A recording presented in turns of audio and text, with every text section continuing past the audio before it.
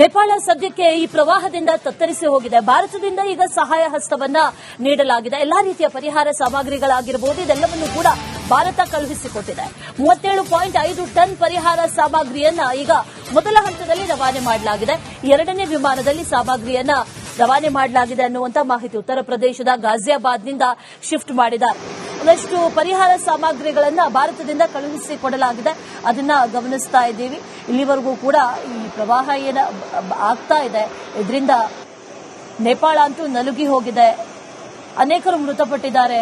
ನೇಪಾಳ ಮೂಲದವರು, ಭಾರತೀಯರು ಸೇರಿದಂತೆ ಅನೇಕರು ಮೃತಪಟ್ಟಿದ್ದಾರೆ. ಕನ್ನಡಿಗರು ಕೂಡ ಅನೇಕರಿದ್ದಾರೆ. ಅನೇಕರು ಸಿಲುಕಿದವರಿದ್ದಾರೆ. ಅವರ ರಕ್ಷಣಾ ಕಾರ್ಯಾಚರಣೆ ಮತ್ತೊಂದು ಕಡೆಯಲ್ಲಿ ಸಾವಿರ ಸಂಖ್ಯೆ ಏರಿಕೆ ಆಗುವಂತಹ ಎಲ್ಲಾ ಸಾಧ್ಯತೆಗಳು ಕೂಡ ಇದೆ. ಜೊತೆಗೆ ನಮ್ಮ ಭಾರತದಿಂದಲೂ ಕೂಡ ಸಹಾಯ ಹಸ್ತವನ್ನ ಚಾಚಲಾಗಿದೆ.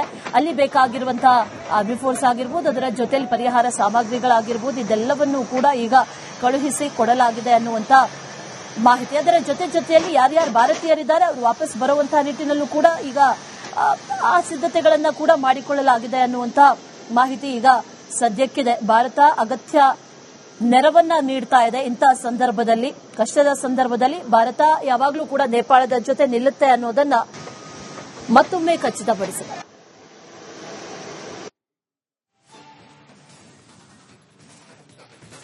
ನೇಪಾಳ ಸದ್ಯಕ್ಕೆ ಈ ಪ್ರವಾಹದಿಂದ ತತ್ತರಿಸಿ ಹೋಗಿದೆ. ಭಾರತದಿಂದ ಈಗ ಸಹಾಯ ಹಸ್ತವನ್ನ ನೀಡಲಾಗಿದೆ. ಎಲ್ಲಾ ರೀತಿಯ ಪರಿಹಾರ ಸಾಮಗ್ರಿಗಳಾಗಿರಬಹುದು, ಇದೆಲ್ಲವನ್ನು ಕೂಡ ಭಾರತ ಕಳುಹಿಸಿಕೊಟ್ಟಿದೆ. 37.5 ಟನ್ ಪರಿಹಾರ ಸಾಮಗ್ರಿಯನ್ನ ಈಗ ಮೊದಲ ಹಂತದಲ್ಲಿ ರವಾನೆ ಮಾಡಲಾಗಿದೆ. ಎರಡನೇ ವಿಮಾನದಲ್ಲಿ ಸಾಮಗ್ರಿಯನ್ನ ರವಾನೆ ಮಾಡಲಾಗಿದೆ ಅನ್ನುವಂತ ಮಾಹಿತಿ ಉತ್ತರ ಪ್ರದೇಶದ ಗಾಜಿಯಾಬಾದ್ನಿಂದ ಶಿಫ್ಟ್ ಮಾಡಿದ್ದಾರೆ. ಒಂದಷ್ಟು ಪರಿಹಾರ ಸಾಮಗ್ರಿಗಳನ್ನ ಭಾರತದಿಂದ ಕಳುಹಿಸಿಕೊಡಲಾಗಿದೆ. ಅದನ್ನ ಗಮನಿಸ್ತಾ ಇದ್ದೀವಿ. ಇಲ್ಲಿವರೆಗೂ ಕೂಡ ಈ ಪ್ರವಾಹ ಏನ ಆಗ್ತಾ ಇದೆ, ಇದರಿಂದ ನೇಪಾಳ ಅಂತೂ ನಲುಗಿ ಹೋಗಿದೆ. ಅನೇಕರು ಮೃತಪಟ್ಟಿದ್ದಾರೆ.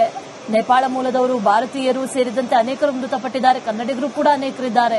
ಅನೇಕರು ಸಿಲುಕಿದವರಿದ್ದಾರೆ. ಅವರ ರಕ್ಷಣಾ ಕಾರ್ಯಾಚರಣೆ ಮತ್ತೊಂದು ಕಡೆಯಲ್ಲಿ ಸಾವಿರ ಸಂಖ್ಯೆ ಏರಿಕೆ ಆಗುವಂತಹ ಎಲ್ಲಾ ಸಾಧ್ಯತೆಗಳು ಕೂಡ ಇದೆ. ಜೊತೆಗೆ ನಮ್ಮ ಭಾರತದಿಂದಲೂ ಕೂಡ ಸಹಾಯ ಹಸ್ತವನ್ನ ಚಾಚಲಾಗಿದೆ.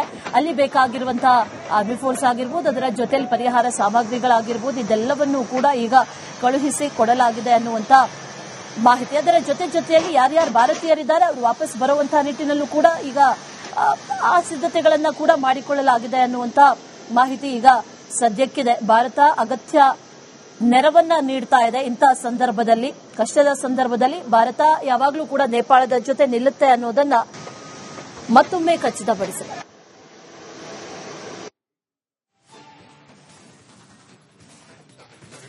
ನೇಪಾಳ ಸದ್ಯಕ್ಕೆ ಈ ಪ್ರವಾಹದಿಂದ ತತ್ತರಿಸಿ ಹೋಗಿದೆ. ಭಾರತದಿಂದ ಈಗ ಸಹಾಯ ಹಸ್ತವನ್ನ ನೀಡಲಾಗಿದೆ. ಎಲ್ಲಾ ರೀತಿಯ ಪರಿಹಾರ ಸಾಮಗ್ರಿಗಳಾಗಿರಬಹುದು, ಇದೆಲ್ಲವನ್ನು ಕೂಡ ಭಾರತ ಕಳುಹಿಸಿಕೊಟ್ಟಿದೆ.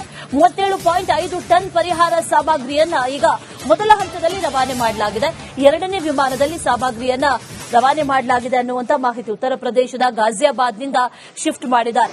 ಒಂದಷ್ಟು ಪರಿಹಾರ ಸಾಮಗ್ರಿಗಳನ್ನ ಭಾರತದಿಂದ ಕಳುಹಿಸಿಕೊಡಲಾಗಿದೆ.